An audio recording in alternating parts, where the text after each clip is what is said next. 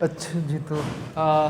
तो हम लोगों की जो एक स्टेज चल रही है जिसके अंदर हम लोग डीप लर्निंग को डिस्कस कर रहे हैं। हम लोगों ने मशीन लर्निंग से स्विच किया डीप लर्निंग की तरफ, और उसके अंदर हम लोगों ने आप लोगों को चीज़ें बताई थी। सिंपल जो न्यूरल नेटवर्क जिसको ANN आर्टिफिशियल न्यूरल नेटवर्क कहते हैं, हमने वो डिस्कस किया था।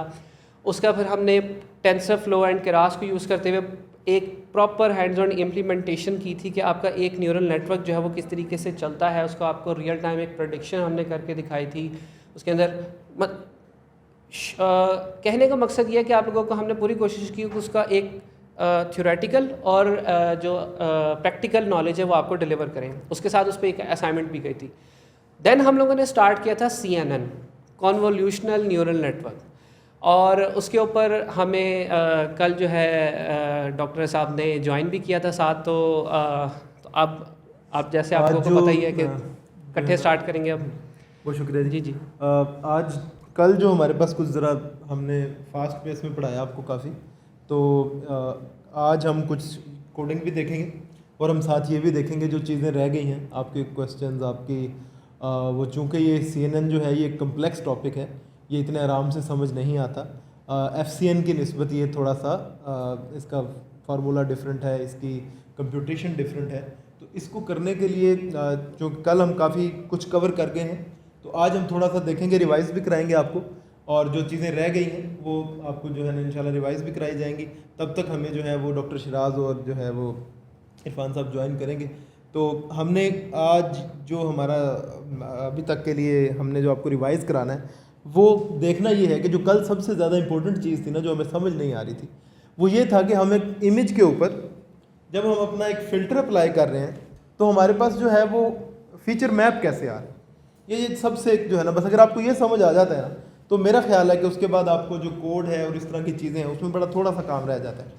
तो अगर हम बिल्कुल सर, ये जो हम फीचर मैप पे जाने से पहले मैं थोड़ी सी बच्चों के लिए एडिशन करना चाहूँगा कि कुछ बच्चों की क्यूरीज हमें ये मिल रही थी कि सर ANN का हमें फ़र्क समझ में नहीं आ रहा कि CNN की हमें ज़रूरत क्यों है। हमें ये पता चल गया कि वो उससे अच्छा है, लेकिन वो किस तरीके से अच्छा है, थोड़ा सा इसमें हमें मज़ीद क्लैरिटी दे दें। आपके सामने एक पिक्चर शो हो रही है जिसके अंदर एक पज़ल है, ठीक है। मैं आपको एक कोशिश करता हूँ कि आसान सी बिल्कुल एनालॉजी के साथ समझाऊँ। सपोज़ करें कि आपका एक दोस्त है, आपने क्या कहा कि ये पज़ल लो, लेकिन आपने उस पज़ल को मिक्स कर दिया, उसके हर ब्लॉक को आपने मिक्स कर दिया, और आपने ये कहा कि अब इस पज़ल की अंदर जो इमेज है ना वो तुमने कैसे आइडेंटिफाई करनी है। वो ऐसे आइडेंटिफाई करनी है कि एक एक पज़ल ब्लॉक को तुम पकड़ोगे, उसको देखते जाओगे और उन चीज़ों को तुम याद करोगे हर ब्लॉक को देखते हुए, और एट दी एंड जब तुम इन तमाम ब्लॉक्स को देख के याद कर लोगे, फिर तुमने मुझे बताना कि ये इमेज में क्या था। जबकि एक आपका दूसरा दोस्त है, उसको आप किस तरह से इमेज देते हैं कि ये पज़ल आपने दी, लेकिन उस पज़ल को आप क्या कर रहे हैं कि उस पूरी पज़ल को आपने बिल्कुल एक सिमेट्री में रखा जिसके अंदर इमेज नज़र आ रही थी, लेकिन उसको आपने वो किस तरह से अब इमेज को देख रहा है। वो इमेज को इस तरीके से देख रहा है कि वो इमेज का पहला अपर पार्ट देखता है थोड़ा सा, फिर थोड़ा सा मिडल पार्ट देखता है, फिर लेफ़्ट पार्ट देखता है, फिर बॉटम लेफ़्ट में चला जाता है, मिडल लेफ़्ट में आता, मिडल में आ जाता है बॉटम के अंदर, फिर बॉटम राइट पे जाता है। मतलब इमेज के छोटे छोटे पीसेस को वो देख रहा होता है, और उसके माइंड में जो पज़ल के अंदर मौजूद इमेज है वो ज़्यादा क्लियर आएगी बनिस्बत उस बंदे के जो पज़ल को बिल्कुल एक ब्लॉक की निस्बत देख रहा है। तो अब इसको जब मैं कनेक्ट करूँगा तो ANN क्या करता है, ANN को हम जब एक इमेज देते हैं तो उस इमेज के अंदर पिक्सल्स होते हैं, जिस तरह पज़ल के अंदर छोटे छोटे ब्लॉक्स होते हैं। तो आप क्या करते हैं, पूरी इमेज को पिक्सल्स में तोड़ के न्यूरल नेटवर्क को देते हैं।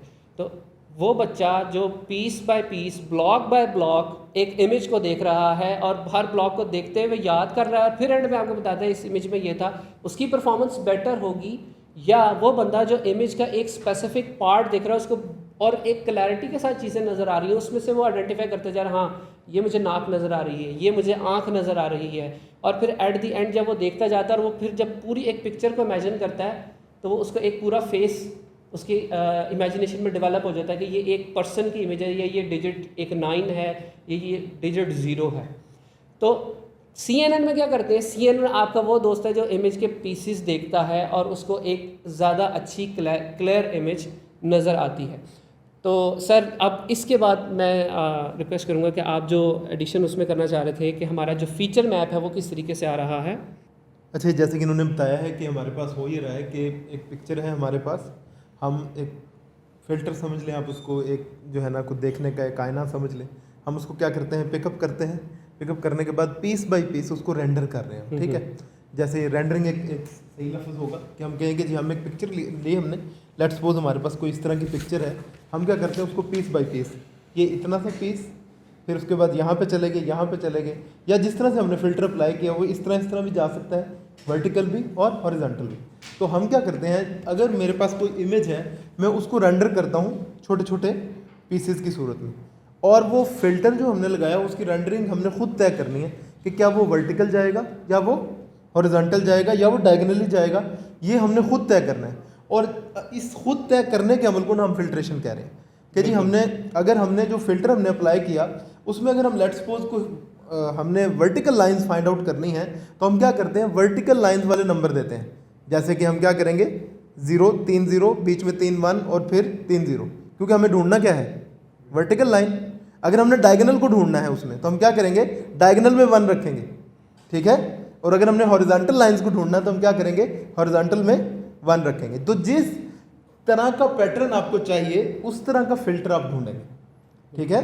तो ये फिल्ट्रेशन जो है आपके पास, ये आपके पास जो आपने रेंडरिंग का अमल तय करना है ना, कि किस तरह से उसके ऊपर आपने रूट जो तय करना है उसके लिहाज से आपने उसको डिज़ाइन करना है, ठीक है। तो वो जो डिज़ाइनिंग करनी है आपने, वो है आपके पास फिल्ट्रेशन। अब फिल्टर आपने अप्लाई कर दिया बड़ी इमेज के ऊपर, होता क्या है, वो जो मैंने 1 1 आपको एग्जाम्पल दी उसने जाके प्लस होना है सिर्फ, ठीक है। अगर लेट्स सपोज आपके पास 4 डिजिट्स आपके फ़िल्टर में थे और 4 डिजिट्स आपने इधर ही उसके ऊपर मैप कर दिया। आई होप आपको समझ आ रहा है क्या कह रहा हूँ, क्या नहीं समझ आ रहा। जैसे कि ये देखें हमारे पास ये फ़िल्टर है ना, अब आप देखेंगे इसको, फ़िल्टर आपके सामने, बिल्कुल बच्चों को नज़र आ रहा है, ठीक है। ये फ़िल्टर है आपके सामने, हो क्या रहा है देखें, और ये इस तरफ देखें लेफ्ट साइड पे आपके पास इमेज जो है ना वो ट्रेवर्स हो रही है या रेंडर हो रही है। तो जहाँ जहाँ वो 4 4 4 करके घूम रहा है वो हो क्या रहा है, प्लस हो रहा है। तो वो यहाँ से आपने एक पॉइंट पिक करना है। असल में ये फ़िल्टर और वो प्लस होता है तो आपके पास क्या आता है, फीचर मैप आता है। ये सारा फ़िल्टर आपके एक इंडेक्स के साथ सारे के साथ प्लस होगा, तब क्या होगा, आपके पास जो आपका फीचर मैप है उसका पहला सेल, मतलब उसकी पहली वैल्यू आएगी, ठीक है। तो मतलब ये पूरा का पूरा फ़िल्टर जाके प्लस होता है आपके पूरे के पूरे रेंडरिंग स्पेस से, और उसके बाद आपके पास जो फीचर मैप का पहला डिजिट आता है वो आ जाता है इस तरीके से। आई होप अगर कुछ समझ आ रहा है। तो होता ये 1 बाय 1 आप जब इसमें रेंडर कर रहे हैं ना चीज़ों को, तो आपका एक फीचर मैप बनता जाता है। फीचर मैप से हमें उस तरह से अभी कोई मसला नहीं है, हमारा अगर फ़िल्टर ठीक है तो हमारा फीचर मैप भी ठीक होगा। अगर हमारा फ़िल्टर गलत हमने डिज़ाइन कर दिया ना तो होगा क्या, उससे हमारा जो फीचर मैप है वो भी बहुत बुरा आएगा, वो ठीक नहीं आएगा। इसकी मैं आपको एक आसान, अगर मैं मज़ीद इसको करने की कोशिश करूँ, रियल लाइफ एक एग्जांपल लेने की कोशिश करें तो ये होगा कि आप सपोज़ करें कि आपके पास बहुत सारी चीज़ों का मिक्सचर है, ठीक है। उसमें आपके पास ट्रायंगल्स हैं, ठीक है, उनके छोटे छोटे ग्रेन्स हैं, लेकिन उनकी शेप क्या है, ट्रायंगल्स की। कोई स्क्वायर शेप में है, कोई ओवल की शेप में है, कोई सर्कल की शेप में है।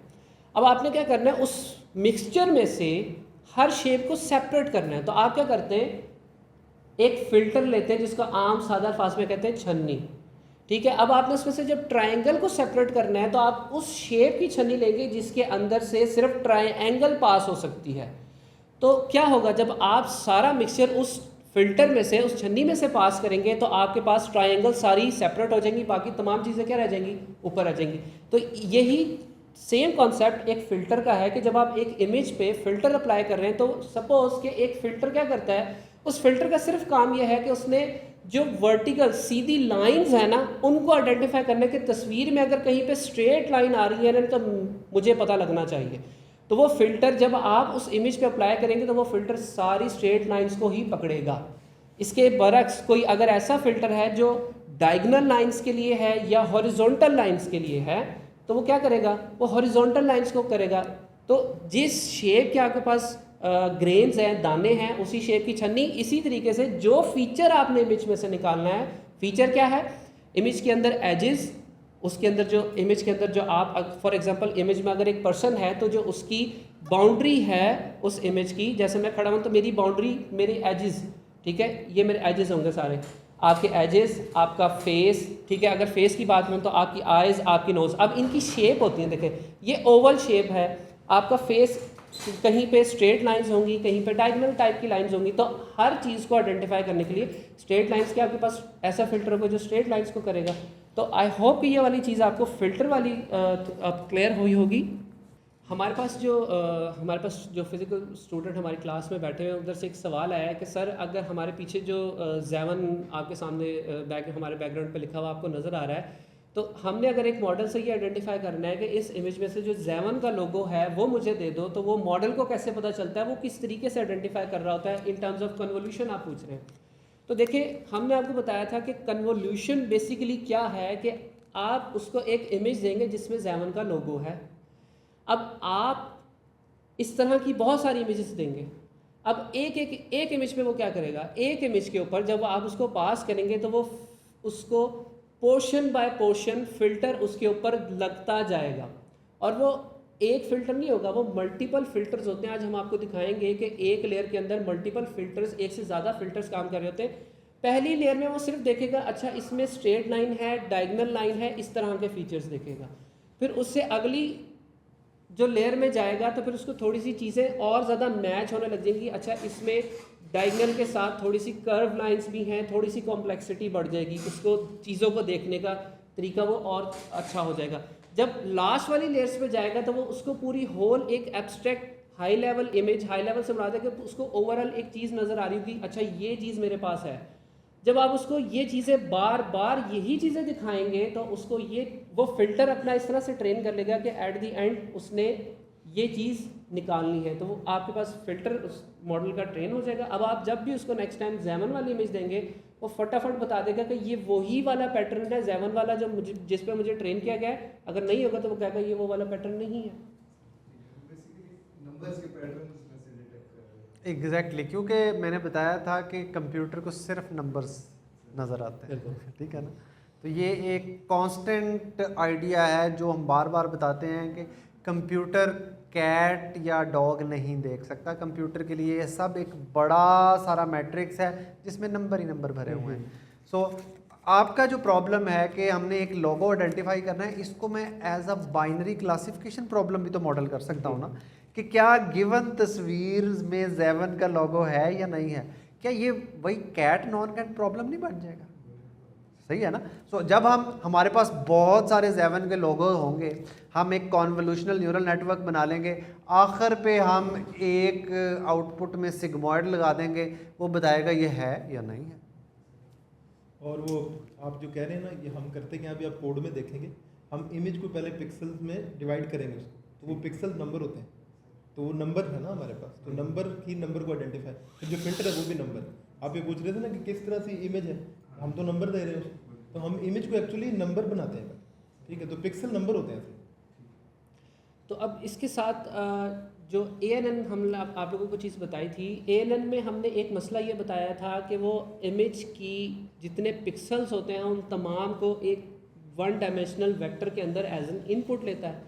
हमने आपको एमनेस डाटा सेट के अंदर 28 बाय 28 का इमेज दिखाया था कि उसके जो डायमेंशन है वेक्टर का वो 784 का बनता है। तो इसी से अगर आप थोड़ी सी बड़ी इमेज लेंगे तो वो डायमेंशंस बहुत ज़्यादा हो जाएंगे और आपके पैरामीटर्स फॉर लर्निंग बहुत ज़्यादा बढ़ जाएंगे। तो अप्रोच क्या है? अप्रोच ये है कि आप सिंपल एक ऐसा मेथड लगा दें कि ANN जो पिक्सल्स को देख रहा है उसको ये भी नहीं पता चल रहा कि एग्जैक्ट ओवरऑल जो फीचर्स है ज़्यादा कॉम्प्लेक्स वो नहीं निकाल पाता। क्यों? वो पिक्सल बाय पिक्सल हर चीज़ को ऑब्जर्व कर रहा होता है, बजाय कि वो ट्रैवर्स करे एक इमेज के ऊपर, मूव करे चंक बाय चंक, उसको देखे फिल्टर की फॉर्म में, ठीक है, और वहाँ से फीचर्स एक्सट्रैक्ट करे।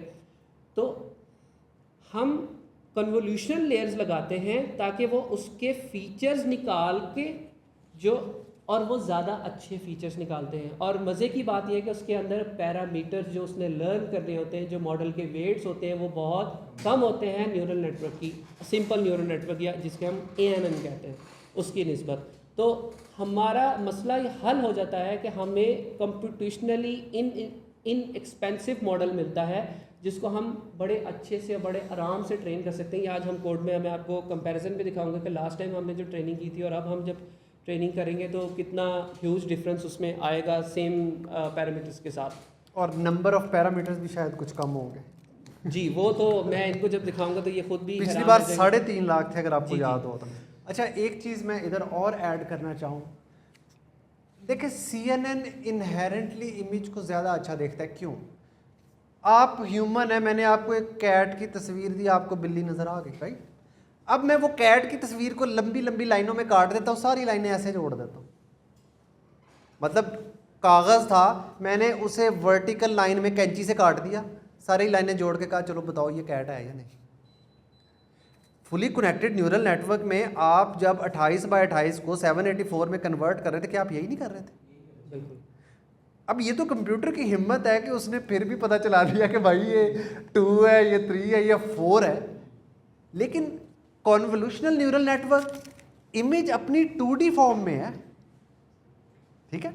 यानी कि इमेज में जो पिक्सेल्स का रिलेशनशिप मिलके कैट बनाता है या पिक्सेल्स का रिलेशनशिप मिलके 1 बनाता है या 2 बनाता है या 3 बनाता है, वो इंटैक्ट है। तो उस इंटैक्ट में से जब आप फीचर निकालते हैं तो कंप्यूटर की ज़िंदगी बहुत आसान हो जाती है। इसलिए कॉन्वोल्यूशन इनहेरेंटली सुपीरियर है कंप्यूटर विजन के लिए, ठीक है? सो ये चीज़ आपने ज़रूर ज़हन में रखनी है कि क्यों कॉन्वोल्यूशनल न्यूरल नेटवर्क ज़्यादा अच्छा परफॉर्म करता है fully connected neural network.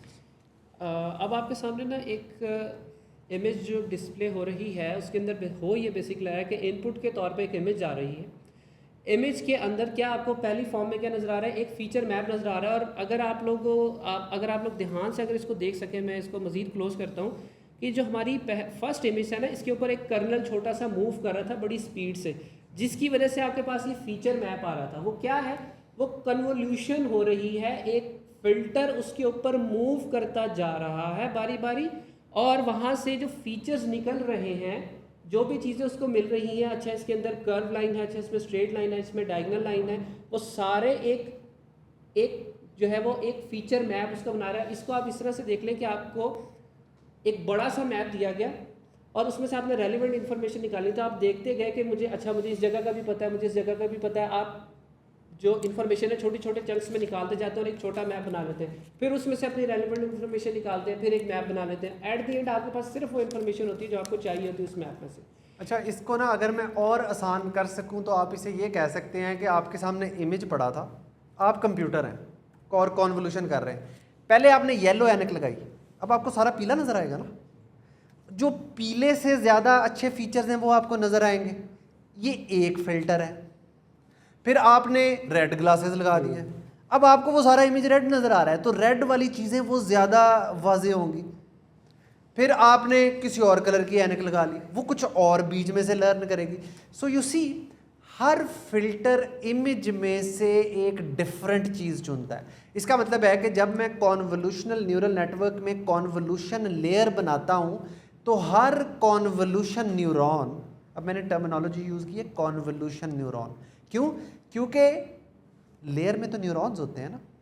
Fully connected में कुछ और न्यूरॉन थे, लेकिन CNN की ख़ास बात ये है कॉन्वोल्यूशन में कॉन्वोल्यूशन न्यूरॉन्स होंगे, उनकी कैलकुलेशन कॉन्वोल्यूशन का ऑपरेशन होगा। तो हर कॉन्वोल्यूशन न्यूरॉन इमेज में से कोई फ़र्क चीज़ देखेगा। एक पीली ऐनक समझ ले, एक रेड ऐनक समझ ले, एक सब्ज़ ऐनक समझ ले, तो वो जब डिफरेंट ऐनकों से इमेज को देखेगा तो उसे इमेज में से डिफरेंट चीज़ें फीचर्स नज़र आएंगे।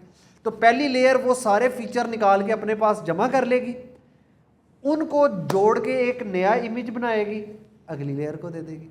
अब अगली एक डिफरेंट ऐनक से उनको देखेगी, लेकिन अब उसके पास इंफॉर्मेशन ज़्यादा है क्योंकि पिछले वाले सारे कलर्स की इंफॉर्मेशन भी अब आ गई। तो इस तरह आहिस्ता आहिस्ता वो इमेज में से ऐसी चीज़ें निकाल लेगी जो शायद ह्यूमन आई नहीं देख सकती। और आखिरी लेयर का क्या काम है? ये फैसला करना कि ज़रूरत की चीज़ है या नहीं है। ठीक है, बिल्कुल। अब ये जो आर्किटेक्चर आप लोगों के सामने एक एनिमेशन में चल रहा है कि input image I, feature map बना, मतलब पहली कन्वोल्यूशनल लेयर लगी, उसने फीचर्स निकाले और आपके सामने एक फीचर मैप बना दिया।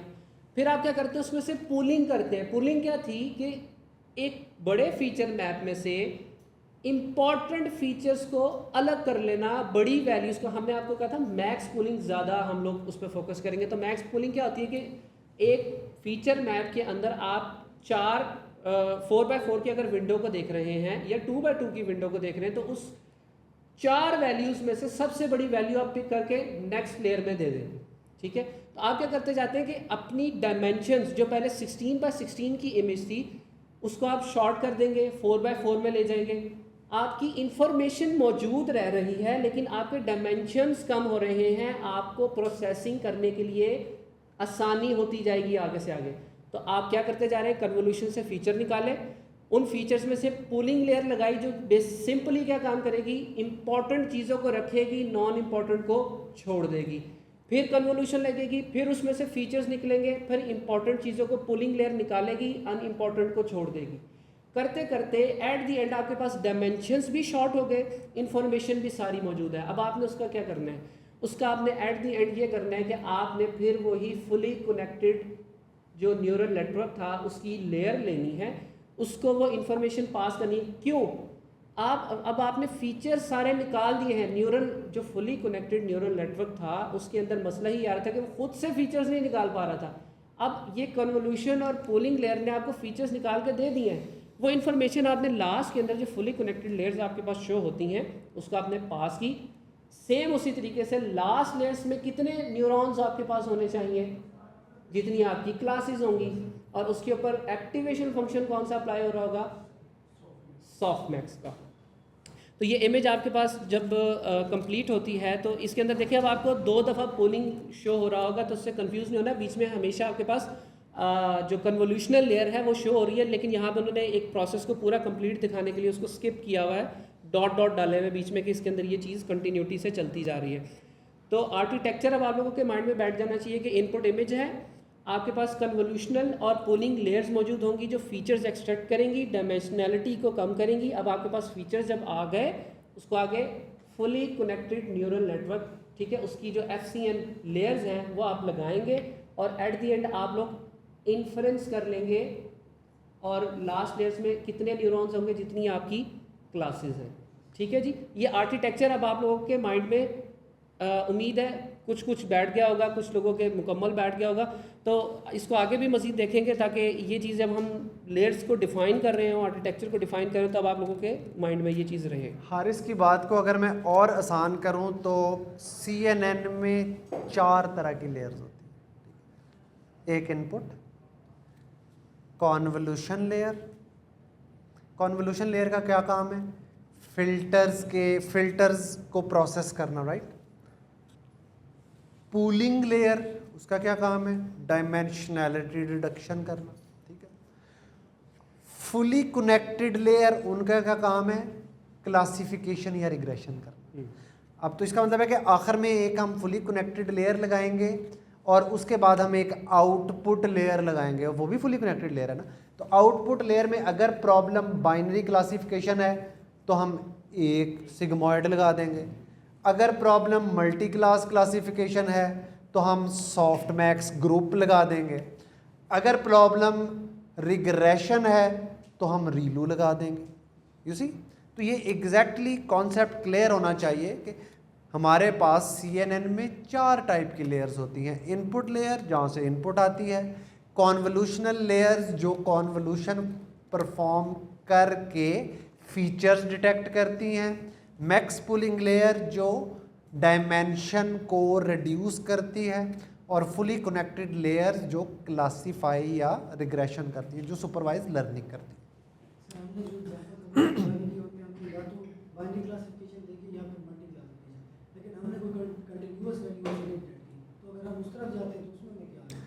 बड़ी आसान सी बात है, देखें आपने रीलू पढ़ा, राइट। रीलू क्या करता है, 0 से बड़ा जो भी नंबर होगा वो आउटपुट कर देगा। तो इसका मतलब है कि अगर मैंने एक CNN बनाना है जो बच्चों के पेपर की तस्वीर ले और बताया कि इसके कितने नंबर आएंगे, तो नंबर 0 से कम तो नहीं हो सकते, हम अज्यूम कर रहे हैं कि टीचर नेगेटिव मार्किंग नहीं करता। कई टीचर बड़े सख्त होते हैं और नेगेटिव मार्किंग नहीं करता। राव साहब आप तो नहीं करते? नहीं, मैं भी नहीं करता था। वो बड़ी बुरी बात होती है कि बच्चा बेचारा इतनी मेहनत करके आप ऊपर से नेगेटिव मार्किंग शुरू कर दें। So assuming we are not doing negative marking, तो आपका जवाब 0 से 10 तक होगा ना, तो आप आउटपुट लेयर पे एक रीलो लगा दें वो और उसे कहें कि 10 से ऊपर स्कोर है तो उसको क्लिप कर दे वापस 10 पे। इनफैक्ट एक चीज़ जो हमने आपको नहीं बताई वो ये कि आपको रीलू लगाने की भी ज़रूरत नहीं है। हमारे पास एक डिफरेंट न्यूरॉन होता है जिसे कहते हैं लीनियर न्यूरॉन। लीनियर न्यूरॉन जो है वो समझे कि क्या समझे, जो कि एक सादा सा बिल्कुल होता है, जिसके अंदर लीनियर से मुराद है कि वो सिंप्लिसिटी को बरकरार रखेगा, क्योंकि कंटिन्यूस वैल्यूज़ के अंदर आपके पास इतनी ज़्यादा कोई कॉम्प्लेक्सिटी आ नहीं रही होती। हमारा जो फोकस यहाँ पे CNN इस वजह से है कि इमेजेस हैं, इमेजेस पे फोकस करना है। न्यूमेरिकल वैल्यूज़ के लिए थोड़े से डिफरेंट भी मॉडल्स आपके पास हैं, लेकिन ज़्यादातर आपका काम जो कन्वेंशनल मशीन लर्निंग है वहाँ से हो जाता है। लेकिन कुछ चीज़ें ऐसी आती हैं जहाँ पे जाके वो कन्वेंशनल फेल हो जाती है मशीन लर्निंग आपकी, तो वहाँ पे आप इन ऑब्वियसली मशीन लर्निंग और डीप लर्निंग के मॉडल्स यूज़ करते हैं, बट वहाँ पे उसकी कॉम्प्लेक्सिटी इतनी ज़्यादा नहीं होती उनके। मैं आपको नाम बता दें सर बच्चों को? नहीं, मेरा ख्याल है बच्चों के लिए असाइनमेंट है, आपने ChatGPT में लिखना है कि लीनियर न्यूरॉन क्या होता है, ठीक है? तो आपको पता चलेगा कि ये वो न्यूरॉन है जिसमें कोई एक्टिवेशन फंक्शन नहीं है। Here is the beauty. ऐसा न्यूरॉन जिसमें सिर्फ लीनियर पार्ट की कैलकुलेशन होती है। इधर मेरा दिल चाह रहा है मैं 2-4 मिनट और ले लूँ और एक और नई बात बता दूँ। मैं बता दूँगा लेकिन आपने ना घबराना नहीं उससे। हर न्यूरॉन के 2 हिस्से होते हैं, ठीक है? हर न्यूरॉन को हम 2 हिस्सों में तोड़ते हैं। उसमें से एक हिस्सा जो है वो लीनियर कैलकुलेशन करता है। अब आप कहेंगे लीनियर कैलकुलेशन क्या है? इक्वेशन ऑफ लाइन याद है ना, mx + c, तो मैं उसे कहूँगा wx + b। w क्या है? वेट। b क्या है? बायस, ठीक है ना? तो हर न्यूरॉन के 2 हिस्से हैं। पहला हिस्सा लीनियर कैलकुलेशन करता है, वेट को इनपुट से मल्टीप्लाई करके बायस ऐड करता है। और उस न्यूरॉन का दूसरा हिस्सा एक्टिवेशन फंक्शन होता है। वो रीलू भी हो सकता है, वो सिग्मॉइड भी हो सकता है, वो सॉफ्टमैक्स भी हो सकता है। तो लीनियर न्यूरॉन में हम क्या करते हैं? हम सिर्फ लीनियर कैलकुलेशन करके आउटपुट दे देते हैं, एक्टिवेशन फंक्शन लगाते ही नहीं। तो इसका मतलब है अब जो भी W यानी वेट को इनपुट से मल्टीप्लाई करके जो जवाब आया था हमने एज इट इज़ आउटपुट कर दिया, उसे किसी एक्टिवेशन फंक्शन से गुजारा ही नहीं। तो उसको आसान जुबान में हम कहते हैं कि ये लीनियर न्यूरॉन।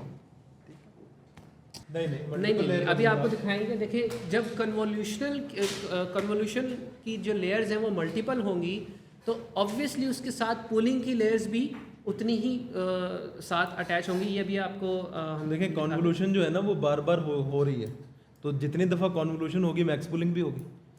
देखें ना, मैक्स पुलिंग आप कर किस चीज़ पे रहे हैं? जो कॉन्वोल्यूशन परफॉर्म हो के आपके पास जो मैट्रिक्स आ रही है उसके ऊपर पुलिंग परफॉर्म कर रहे हैं ना, जो जिसको हम क्या कह रहे हैं जी, फीचर मैप। ठीक है, फीचर मैप के ऊपर पुलिंग परफॉर्म करेंगे ना आप, फिर उसमें से मैक्सिमम वैल्यूज़ निकाल लेंगे और कहेंगे जी ये हमारी वैल्यूज़ बेहतर है। तो जितनी दफ़ा कॉन्वोल्यूशन परफॉर्म होगी मैक्स पुलिंग के लिए हमें ऐड करनी पड़ेगी जी। तो मल्टीपल मैक्स पुलिंग होगी। ओके, आज थोड़ा सा नोटबुक के अंदर चेंजिंग इस तरीके से है कि हम नॉर्मली जिस तरह से अपना रन टाइम जो सेशन है कोलैब नोटबुक का वो कनेक्ट करते थे, आज हम उसको उस तरह से कनेक्ट नहीं करेंगे। आज हमको थोड़ा सा चेंज करेंगे। वो चेंज इस तरीके से करेंगे कि जो आपको ये कनेक्ट वाला बटन नज़र आ रहा है उसके साथ एक ड्रॉप डाउन मेन्यू भी है। अब जब आप इस पर क्लिक करेंगे तो आपके पास ये सेकंड ऑप्शन आ रही है, चेंज रन टाइम। ठीक है, चेंज रन टाइम पे जब आप क्लिक करेंगे तो अब आपको ये देखें कि ऑप्शन आ रही है CPU एंड साथ T4 GPU। अब आपने इस GPU को सेलेक्ट करना है और इसको सेव कर देना है। और अब आपके पास ये देखें रिकनेक्ट साथ T4 भी लिखा रहा है। अब कनेक्ट करें। अब आपके पास हो क्या रहा है? नॉर्मली जब आप सेशन स्टार्ट करते थे तो आपके पास सिर्फ CPU कैपेबिलिटी आती थी, जिसकी जो परफॉर्मेंस है वो इतनी ज़्यादा अच्छी नहीं होती थी। ठीक है, वो स्लो काम करेगा। मॉडल की जब हम ट्रेनिंग करेंगे तो वो स्लो होगी। लेकिन अब हमने GPU कनेक्ट कर लिया है। अब वो क्या करेगा, क्योंकि हमारे पास इमेजेस हैं तो हमें रिक्वायर्ड ये है कि हमारी जो ट्रेनिंग है वो क्विक हो और हम जो है ना हमारा टाइम कम लगे। तो अब मैंने ये साथ आपको इंश्योर आप लोगों ने कर लेना है कि ये आपका T4 साथ शो रहा हो, मीन्स कि आप GPU के साथ कनेक्टेड हैं। ठीक है, अब हम फर्स्ट चीज़ें यहाँ पे हम इंपोर्ट कर रहे हैं नमपाई की लाइब्रेरी, पांडास, केरास और टेंसरफ्लो। ठीक है, ये कुछ हमारे नीचे कैलकुलेशंस होंगी, वहाँ पे ये चीज़ें यूज़ हो रही, तो इसको मैं यहाँ पे ही इंपोर्ट कर रहा हूँ। और जो हमने आज GPU के साथ सेशन को कनेक्ट किया है, इसको चेक करने के लिए ये छोटी सी 2 लाइंस ऑफ कोड हैं। ये बेसिकली आपको ये बता देगा कि आपके पास जो डिवाइस है वो उसने CPU के साथ काम करना है कि GPU के साथ काम करना है। तो यहाँ पे आपके पास एक डिवाइस शो हो रही है CPU और एक डिवाइस शो हो रही है GPU। अगर आप नॉर्मल कन्वेंशनल वे से सेशन को कनेक्ट करेंगे तो सिर्फ CPU शो करेगा और आपकी ट्रेनिंग बहुत स्लो होगी, आपको टाइम बहुत लगेगा। बहुत से मुराद मेरी आपको ज़्यादा से मैक्सिमम 10 मिनट है, लेकिन ये क्योंकि ये छोटा डाटा सेट है, इमेजेस छोटी हैं, लेकिन जब जैसे ये चीज़ें बढ़ती जाती हैं तो फिर ये मामला बहुत ज़्यादा बढ़ जाता है। अच्छा, अब आपने सिंपल इसी तरीके से करना है कि लास्ट टाइम हमने एमनेस का डाटा सेट के ऊपर एक न्यूरल नेटवर्क ट्रेन किया था। आज हम एमनेस के ही डाटा सेट को लेंगे, उस पर CNN ट्रेन करेंगे ताकि आप लोगों को कंपैरिजन हो जाए एग्जैक्टली दोनों में डिफरेंस क्या आता है। तो मैं केरास में से डाटा सेट का मॉड्यूल ले रहा हूँ और उसमें से मैंने उस मॉड्यूल में से मैंने एमनेस्ट वाला डाटा सेट ले लिया है और उसको मैंने X train, Y train, X test, Y test, इसको हम बहुत दफ़ा कर चुके हैं। ये मैंने डाटा लोड कर लिया। मैं स्क्रीन को थोड़ा सा कर लेता हूँ ताकि आप लोगों को विजिबिलिटी ज़्यादा हो जाए। तो ये मैंने डाटा को ट्रेन टेस्ट में स्प्लिट कर दिया है और रेंडमली हमने टेस्टिंग के लिए रोज़ बीच में से जो रोज़ से मुराद है मेरी इमेजेस हमने पिक कर ली हैं। और जो हमने डाटा लोड किया है उसको ज़रा डिस्प्ले करवा के देख लेते हैं कि टेस्ट सेट के अंदर मेरे पास ये इमेजेस आ रही हैं। ठीक है, हमारे पास एमनेस के डाटा सेट में क्या है, हैंड रिटन डिजिट्स हैं और हर इमेज का जो साइज़ है वो क्या है 28x28। और क्या इसमें रेड, ब्लू, ग्रीन कलर मौजूद हैं? नहीं, इसमें सिर्फ ये ग्रे स्केल से मुराद क्या है, ब्लैक या वाइट। तो इसका एक ही, इसको कहते हैं वन चैनल।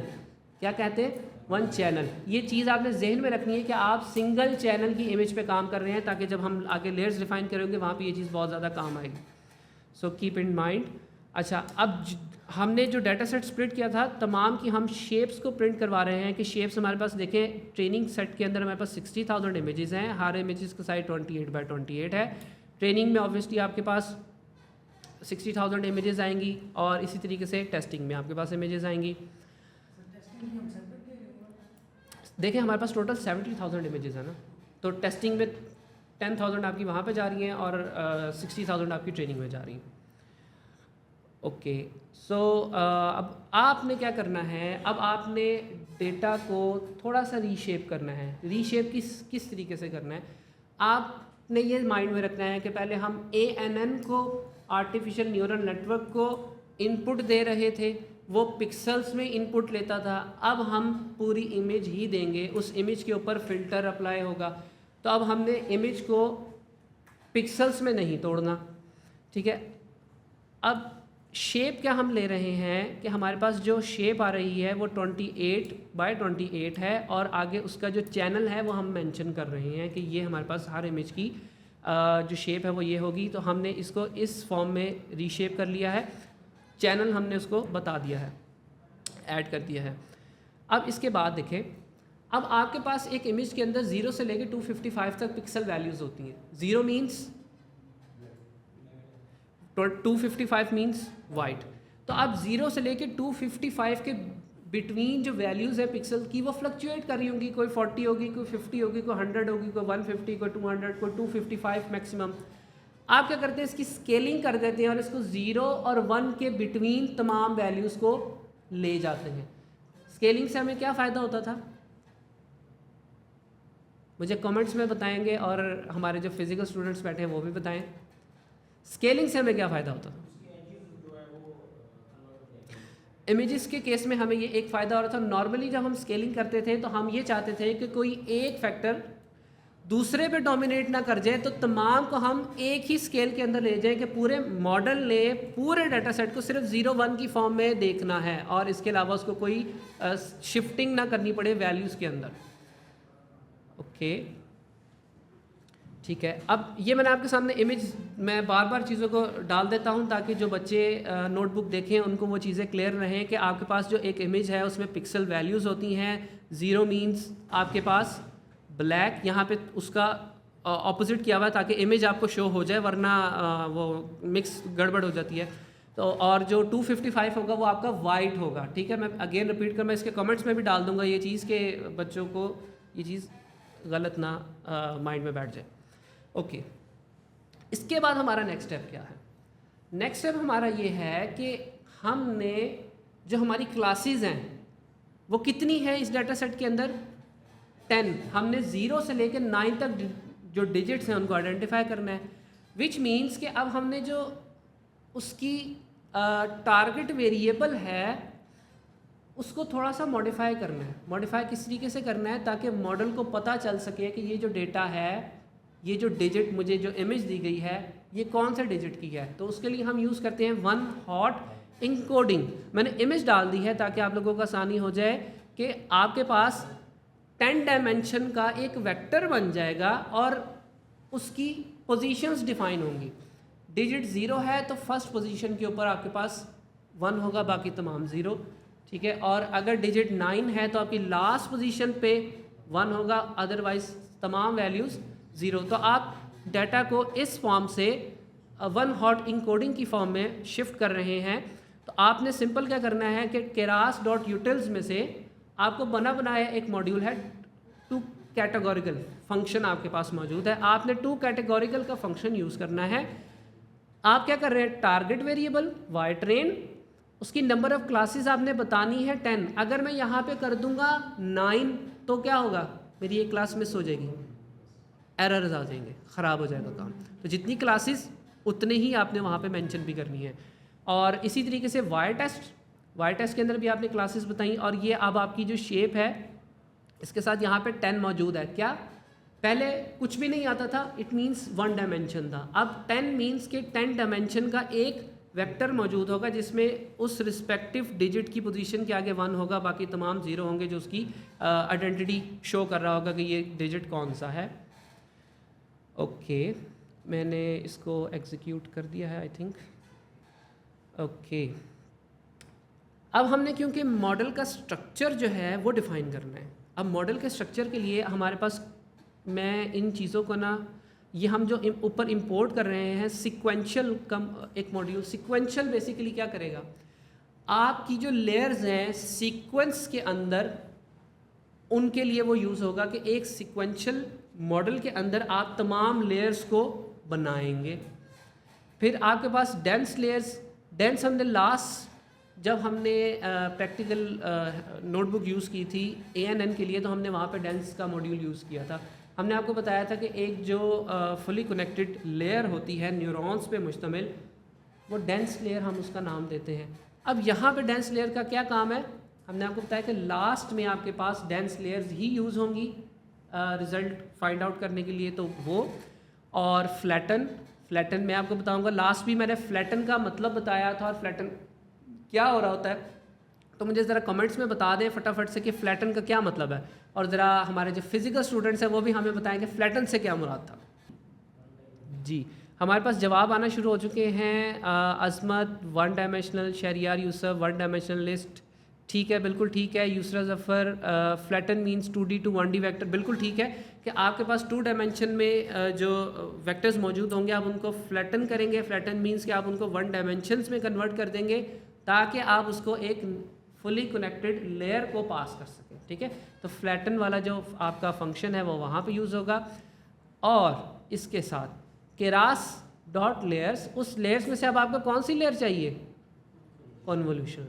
अच्छा, उस कॉन्वोल्यूशन के अंदर से भी आपको स्पेसिफिकली क्या चाहिए? कॉन्वोल्यूशनल लेयर चाहिए 2D के लिए, क्योंकि आपके पास एक मैट्रिक्स किस फॉर्म में है? 2D, जिसमें रोज़ और कॉलम्स हैं, कॉलम्स एंड रोज़। ठीक है, 2D फॉर्म में। एंड मैक्स पूलिंग, वो भी 2D पे अप्लाई करने वाली।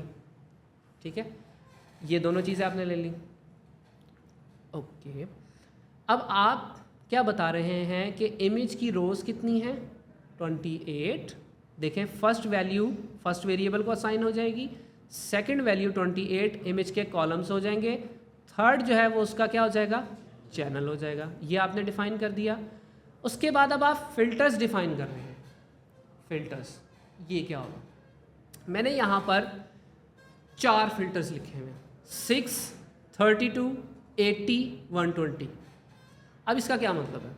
इसका मतलब ये है कि इनपुट लेयर, वहाँ पर आपके पास 6 फ़िल्टर्स मौजूद होंगे। उस कन्वोल्यूशन लेयर के ऊपर क्या मौजूद होंगे? 6 फ़िल्टर्स मौजूद होंगे जो ट्रेन होंगे।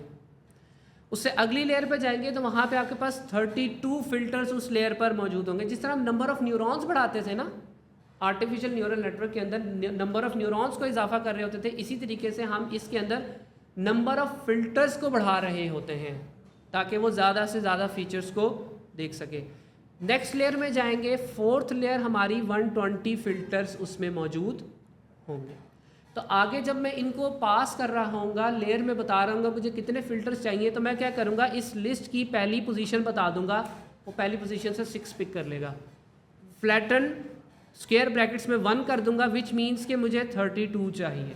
ठीक है, इसको मज़ीद आसान ऐसे करते बढ़ा हम अब भी न्यूरॉन्स ही रहे हैं। बिल्कुल न्यूरॉन्स ही बढ़ा रहे हैं। ये कॉन्वोल्यूशनल जो है ना, हमारे पास जो कॉन्वोल्यूशन के न्यूरॉन्स हैं, इन न्यूरॉन्स को जो फिल्टर के अंदर होते हैं, जो हम FCN में न्यूरॉन जो इम्प्रूव कर रहे हैं ना, वो फुली कनेक्टेड के न्यूरॉन हैं ये भी न्यूरॉन्स ही, लेकिन हम इन्हें कॉन्वोल्यूशन न्यूरॉन कह रहे हैं। ठीक है, ये कॉन्वोल्यूशन न्यूरॉन जो है ना, हम ये वो इंक्रीज वही काम कर रहे हैं, लेकिन सिर्फ न्यूरॉन की टाइप चेंज है, इसको फिल्टर कह रहे हैं हम। बिल्कुल। तो आपकी क्लासेस जो है वो 10 हैं, ये आपने वेरिएबल्स डिफ़ाइन कर दिए। सबसे पहला काम आपने क्या करना है कि एक मॉडल डिफ़ाइन करना है सीक्वेंशियल का। ठीक है, सीक्वेंशियल के फंक्शन यूज़ करते हुए एक मॉडल डिफ़ाइन करेंगे। उस मॉडल के अंदर अब आप लेयर्स रखना स्टार्ट करेंगे। आपको किस तरह बताया था लास्ट में कि एक सीक्वेंशियल क्या है, कंसिडर इट अ बॉक्स। उस बॉक्स के अंदर अब आपने सीक्वेंस बाय सीक्वेंस लेयर्स को रखना है, और जब आप मॉडल को कंपाइल करेंगे तो क्या होगा, लास्ट में हमने बताया था लास्ट लेक्चर में, तो आपको कि जी तो जब हम मॉडल कंपाइल करेंगे तो सारी जो लेयर्स हैं वो आपस में क्या हो जाएंगी, कनेक्ट हो जाएंगी। तो ये चीज़ें पूछने का मकसद ये है कि आप लोगों ने ये चीज़ें लास्ट टाइम पढ़ी हैं, तो मेमोरी आप लोगों की टेस्ट करते जाए बार बार। ठीक है, अब आपका सबसे पहला काम क्या है, इनपुट लेयर। अब इनपुट लेयर के ऊपर अब आपने किस चीज़ का ख्याल रखना है, जो चीज़ आप इनपुट दे रहे हैं। इनपुट में आप क्या दे रहे हैं, इमेज दे रहे हैं। अब आपने उसको ये बताना है कि पहली लेयर में जो इमेज जा रही है उसके डायमेंशंस क्या हैं, ये मैं ऊपर वाले सेल में डिफ़ाइन करके आ चुका हूँ। तो मॉडल के अंदर क्या करो, डॉट ऐड का फंक्शन क्या करेगा, ऐड कर देगा। क्या ऐड करवाना है, कन्वोल्यूशनल लेयर ऐड करवानी है। ठीक है, कन्वोल्यूशनल लेयर ऐड हो रही है। अब उसके अंदर जो फ़िल्टर है वो कितने होने चाहिए, फ़िल्टर 0 मैंने दिया है, विच मीन्स कि इस लिस्ट में से वो पहली वैल्यू को पिक करेगा। आपकी फर्स्ट लेयर के अंदर 6 फ़िल्टर्स आ गए, तो 6 फ़िल्टर्स आपने डिफ़ाइन कर दिए। और फिल्टर का साइज़ कितना होगा, 3x3। तो जो बॉक्स आप एक इमेज के ऊपर मूव करता हुआ देख रहे थे 4x4 का, 2x2 का, वो आप कितना होगा, 3x3 का। और पैडिंग आप क्या रख रहे हैं, अब पैडिंग क्या चीज़ होती है, पैडिंग ये होता है कि फ़िल्टर जब आप मूव करते हैं ना, तो नेक्स्ट जो इमेज आती है वो ना उसका साइज़ थोड़ा सा छोटा हो जाता है। आप ये चाहते हैं कि जो नेक्स्ट मेरे पास आउटपुट है उसका साइज़ छोटा ना हो, तो इसलिए आप कहते हैं सेम रहे। ठीक है, ओके। एक्टिवेशन फंक्शन हमने आपको यही बताया है कि हर लेयर के ऊपर एक्टिवेशन फंक्शन आपने कौन सा यूज़ करना है, रीलोड। अच्छा जी, चैनल का किसी ने क्वेश्चन पूछ रखा है, चैनल क्या होता है। देखिए हमारे पास जो कलर इमेज होती है ना, कलर इमेज के पास देखें कोई भी, ये 3 कलर हमारे पास यूनिवर्सल कलर्स हैं, RGB, red, green and blue. कोई भी इमेज इनसे मिलके बनती है, इनको मिक्सअप करते हैं, कलर्स बनते हैं, तो ये इनको हम यूनिवर्सल कलर्स भी कहते हैं, यूनिवर्सल चैनल्स भी कहते हैं। तो अगर तो आपके पास कलर्ड इमेज है तो इसका मतलब ये है कि आपके पास 3 चैनल्ड इमेज है। ठीक है जी, तो अगर सिंगल चैनल है इसका मतलब ये है कि आपके पास ग्रे स्केल है। तो नॉर्मली जैसे कि आपको हारिस ने बताया है कि नॉर्मली आपके पास जब आप काम कर रहे होंगे तो आपसे एक्सपेक्ट ये करेगा मॉडल कि आप उसको 3 चैनल दें, या वो उसको ज्यूम कर लेगा कि ये 3 चैनल इमेज है। आपने उसको बताना है कि सिंगल चैनल इमेज है, इसमें ये ग्रे स्केल है, इसको आप किसी भी तरीके से 3 चैनल नहीं कर सकते। तो ये चैनल कह लें इसको, या आप इसको फिलहाल के लिए आप इमेज का रंग समझ लें। सो दैट्स इट, इसमें कोई जो है ना वो मुश्किल बात नहीं है। चलें जी, कंटिन्यू। ओके एक क्वेश्चन हमारे पास आया है कमेंट्स के अंदर कि why so focus on image concept. देखें, इमेज का कॉन्सेप्ट अगर आप लोगों को बेसिक समझ में आएगा तो आपके पास आगे जितनी चीज़ें हैं वो इसके ऊपर on top of it built up होंगी। अगर आप object detection, object image segmentation, ये जितने मैं नाम ले रहा हूँ और मज़ीद चीज़ें, वो इन चीज़ों के ऊपर मिल के बनती हैं। अगर आप एक वीडियो को भी प्रोसेस करते हैं तो video image by image he process हो रही होती है, तो आपको इमेज की अंडरस्टैंडिंग और क्लैरिटी होना बहुत ज़्यादा ज़रूरी है। और इसके साथ इमेजेस को टाइम के पैरामीटर के साथ अगर रन कर दिया जाए तो वीडियो बन जाती है। बिल्कुल ठीक है। एक और क्वेश्चन है जी, फ़िल्टर की वैल्यू कैसे डिसाइड करेंगे? देखिए, फ़िल्टर की वैल्यू हमने डिसाइड नहीं करनी।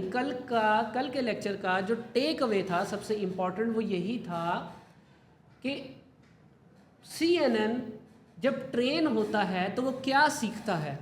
वो सीखता ही ये है कि फ़िल्टर की वैल्यूज़ क्या होनी चाहिए, किन वैल्यूज़ के ऊपर मुझे फीचर्स नज़र आते हैं, किन वैल्यूज़ की मैं फ़िल्टर की क्या वैल्यू रखूं तो मुझे ये चीज़, ये फेस आइडेंटिफाई कर सकूँगा। तो जब एक CNN एट द एंड हम जब कहेंगे कि ये ट्रेन हो गया है, इट मीन्स कि उसको ये पता चल गया है मेरी पहली लेयर में जो फ़िल्टर थे उनकी क्या वैल्यूज़ होंगी, दूसरी लेयर में जो फ़िल्टर होंगे उनकी क्या वैल्यूज़ होंगी, तीसरी लेयर और चौथी लेयर, जितने फ़िल्टर्स आपके पास मौजूद होंगे तमाम की वैल्यूज़ वो खुद लर्न करेगा।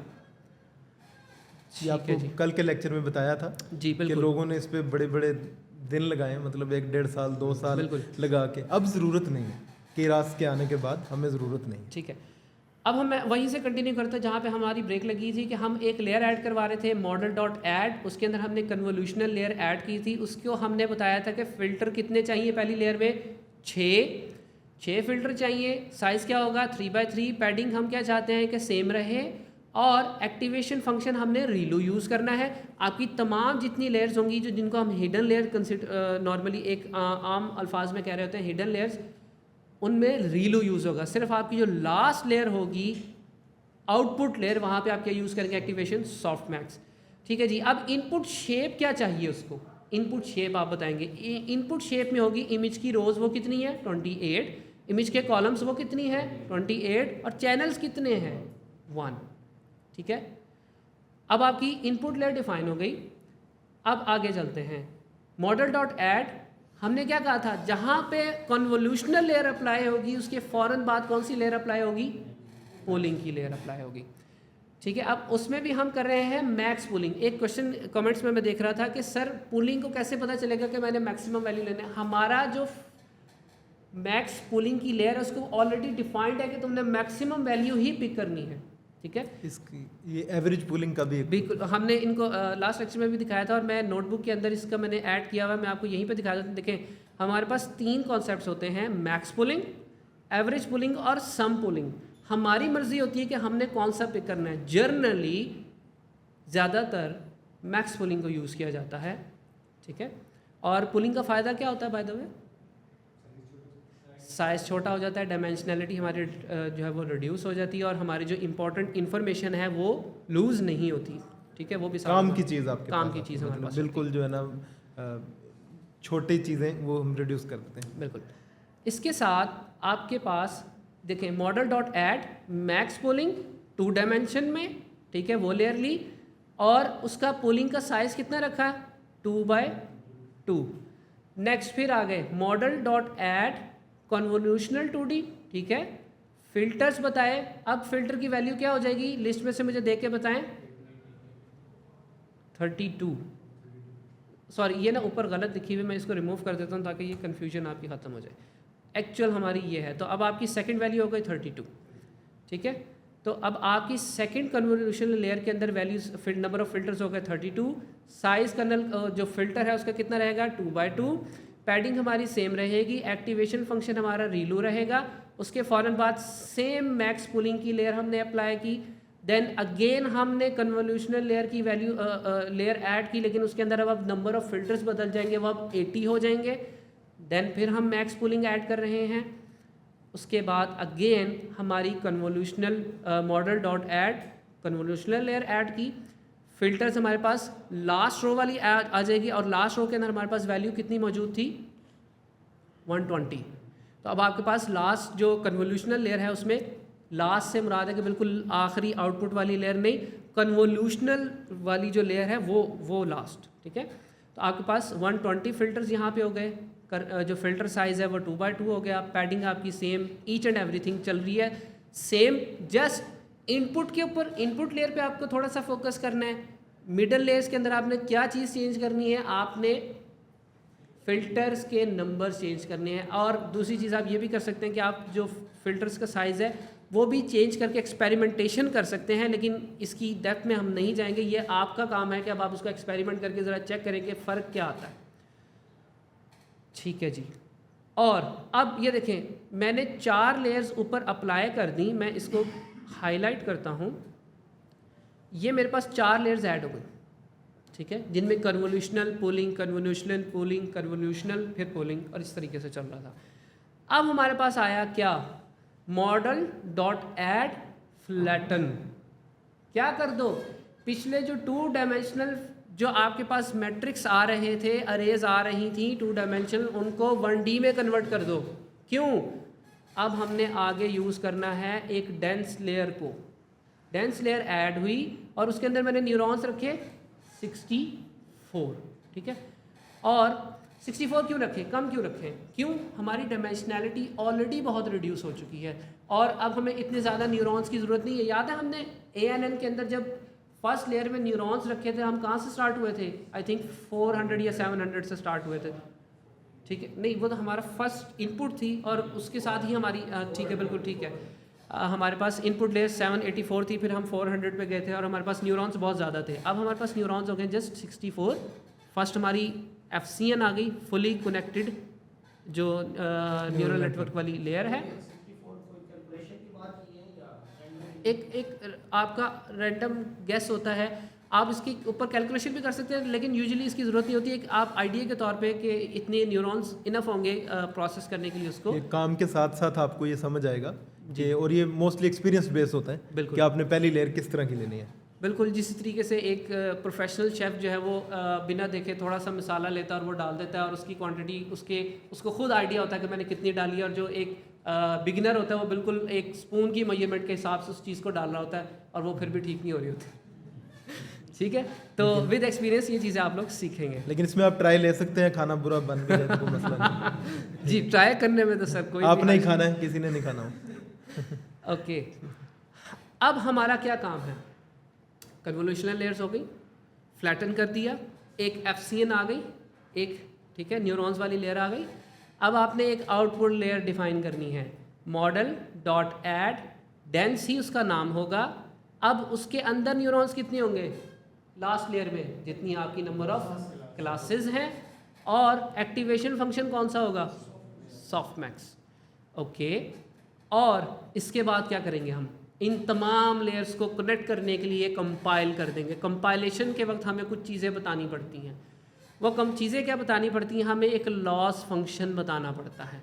हमने आपको कैटेगोरिकल क्रॉस इंट्रोपी लॉस किस लिए बताया था कि आपके पास जब मल्टीपल क्लासेस हों तो आप लोग ये देख सकें कि एक्चुअल प्रेडिक्शन और जो मॉडल प्रेडिक्ट कर रहा है उन वैल्यूज़ के अंदर कितना डिस्टेंस है, उसको कैलकुलेट करके आपको बता रहा होता है लॉस की वैल्यू कि अभी भाई आपका लॉस बहुत बड़ा है, आपने मॉडल को ट्रेन करना है।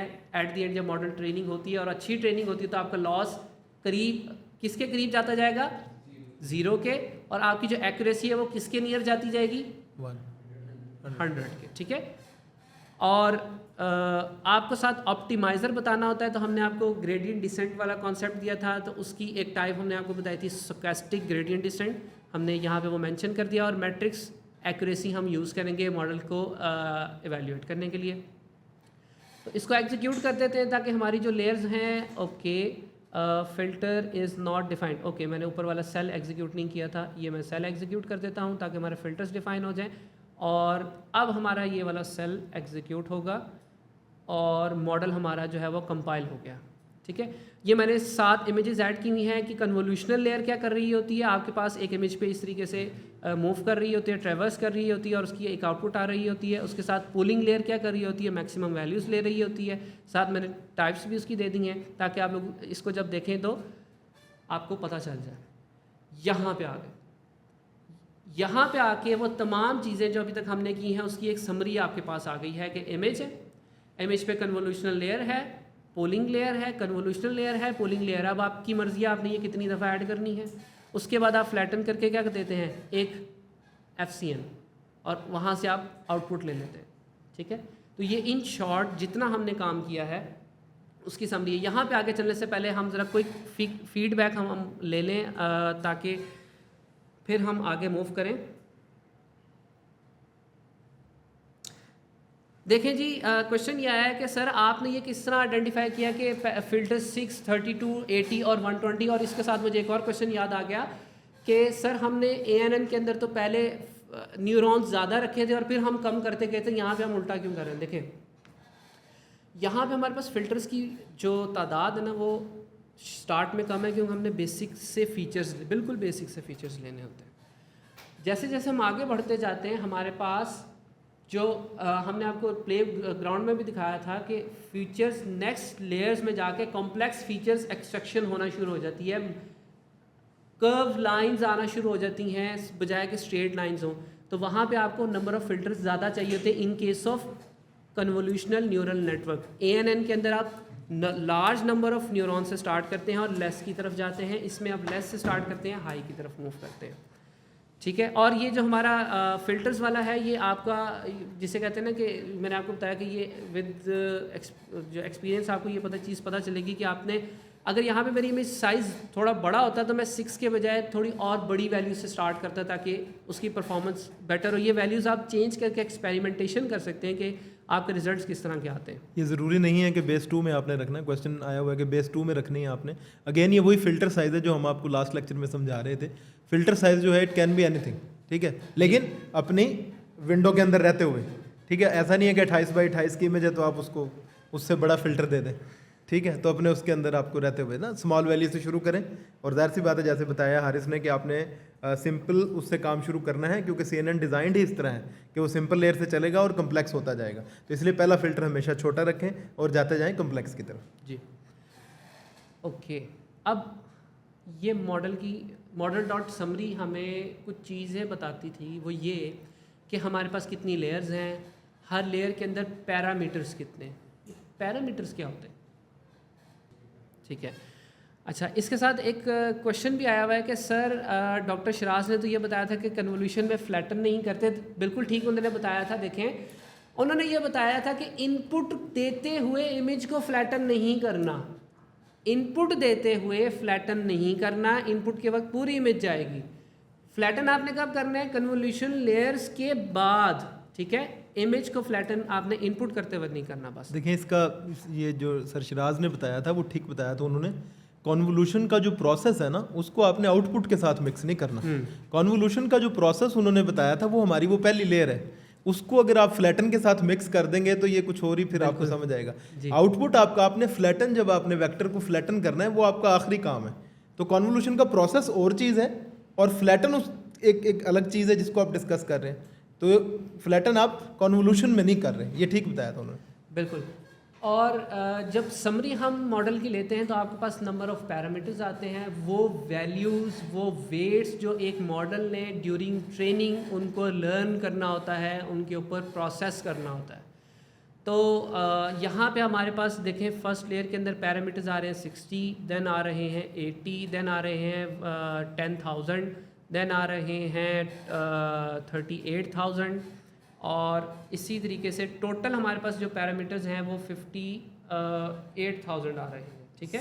3.5 लाख से तो बहुत कम है यार। जी, मैंने इसी वजह से ना सर ये देखें एक इमेज डाल दी थी कि हमारे पास लास्ट टाइम कितने पैरामीटर्स थे और अब हमारे पास पैरामीटर्स की वैल्यूज़ ड्रॉप होकर कितनी रह गई, ठीक है। तो पैरामीटर्स का कितना ज़्यादा डिफरेंस आ गया है।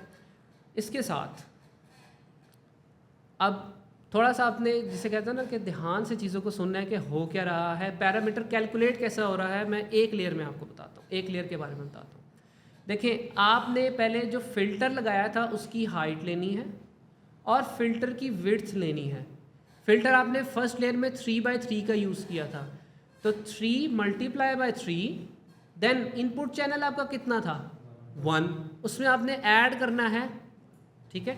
तो 3 मल्टीप्लाई बाय 3 ये आपका फ़िल्टर साइज़ हो गया, मल्टीप्लाई बाय 1 आपका चैनल हो गया। अगर 3 चैनल होते तो ये मल्टीप्लाई बाय 3 होता, ठीक है। +1 आपने फॉर्मूले के तहत करना है, इनटू मल्टीप्लाई बाय 6। ये 6 क्या है?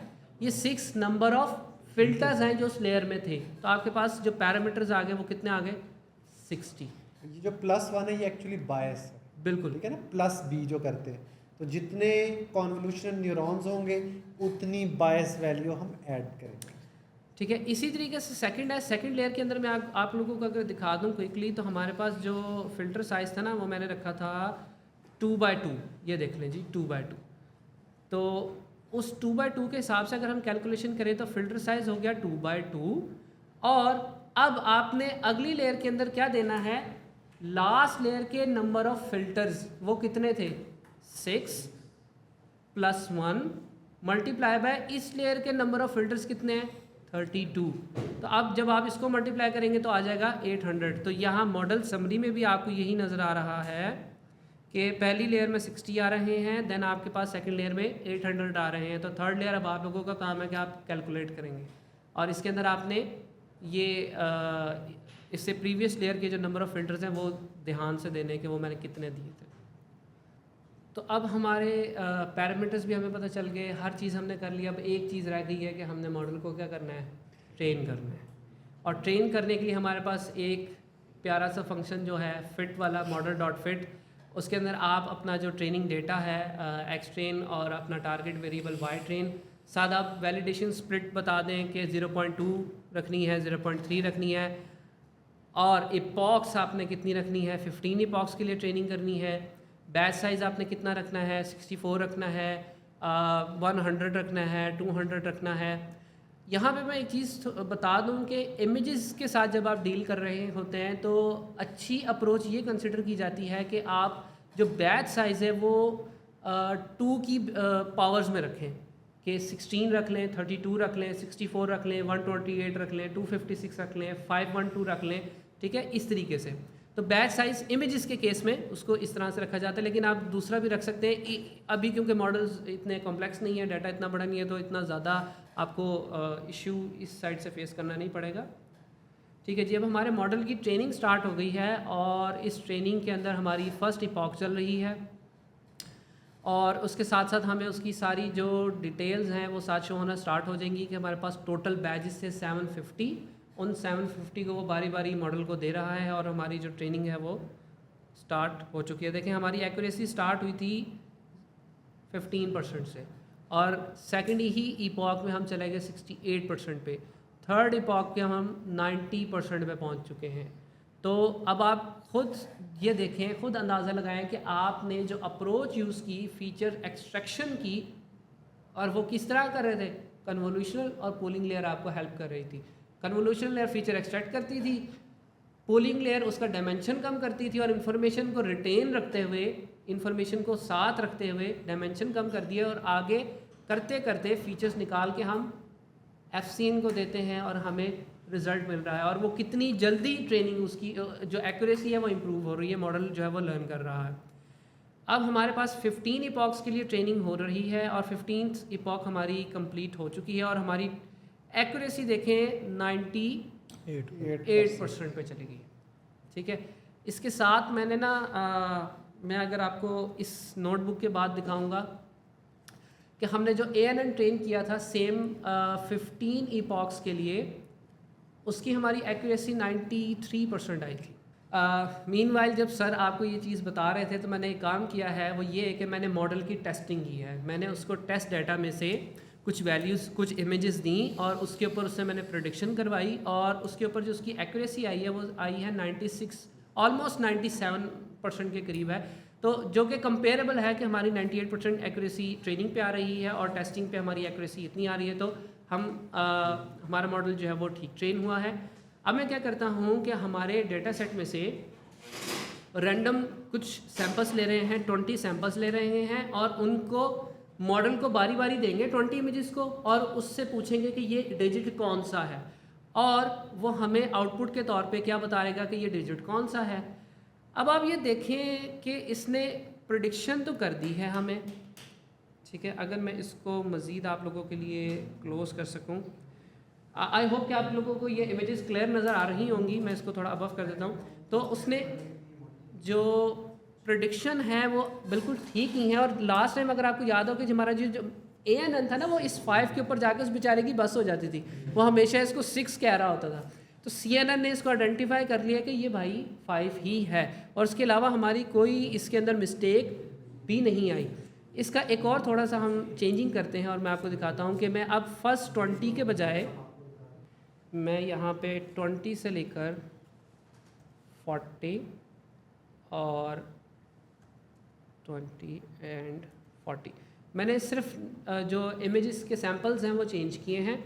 और अब अगर हम उन पे इन्फ्रेंस करवाएं तो हमारे पास डिफरेंट सेट ऑफ इमेजेस आने चाहिए। अब इस इमेजेस इसके अंदर अगर आप लोग देखें तो थोड़े से ज़्यादा कॉम्प्लेक्स जो डिजिट्स हैं वो हैं। उसने इसमें सबसे अगर मैं कॉम्प्लेक्स देखूं तो ये वाला जो 4 है, ठीक है, ये इसको भी उसने डिसाइड कर लिया और सही एक्यूरेटली प्रेडिक्ट किया कि ये इट इज़ अ 4 7 2 1 एंड मतलब देखें कि 2 के डिफरेंट स्टाइल्स आपके पास मौजूद हैं, लेकिन उसको बिल्कुल एक्यूरेटली पिक कर लिया है। तो आपका जो ANN है और CNN है उनके अंदर काफ़ी ज़्यादा डिफरेंसेस अब आप लोगों को पता चल चुके हैं लेयर वाइज। देन आपके पास पैरामीटर वाइज आपके पास बहुत ज़्यादा डिफरेंस आ जाता है और आपकी जो ट्रेनिंग एक्यूरेसी है वो बहुत इम्प्रूव हो जाती है और आपकी प्रेडिक्शंस तो आप देख ही रहे हैं कि कितनी इम्प्रूव हो चुकी हैं ANN से। तो ये आज हमारी कोशिश थी कि आपको पूरा एक डिटेल्ड जो ओवरव्यू है इसका CNN का वो दे दिया जाए। कोशिश अब आप लोगों का जो क्विज़ है वो हमें बताएगा कि हमारी जो कोशिश है वो कितनी ज़्यादा कामयाब हुई है और कितनी ज़्यादा नहीं।